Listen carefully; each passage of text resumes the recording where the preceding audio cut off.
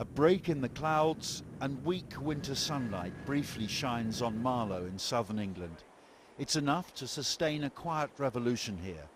This town could soon have more solar panels powering homes than anywhere else of a similar size in Britain. And all because of the frustration turned to evangelism of one man. I mean, obviously ours goes back 30 days, doesn't it? I think his goes Philip Ditchfield became fed up with excuses for inaction over climate change and set out to convince 100 neighbours to go green. Get 100 houses, we're going to save about 80 metric tonnes of CO2. And the idea is that we want to have like a disproportionate amount of solar in Marlow, so that people walk down the street, they see the panels on our roofs, they see them on other roofs, and they say, hang about, something's going on in this town of ours.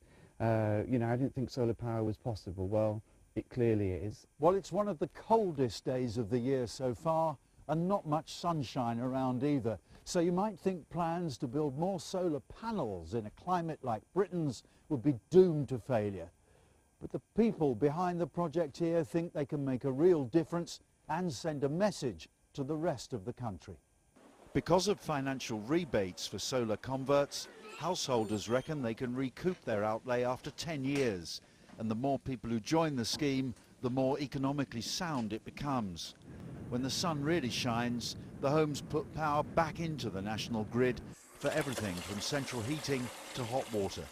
I think it's time that we took responsibility for climate change, and that was my way of, one of my ways of taking responsibility. There's a long way to go, but we're doing our best, and we hope for a lot more installations still to come.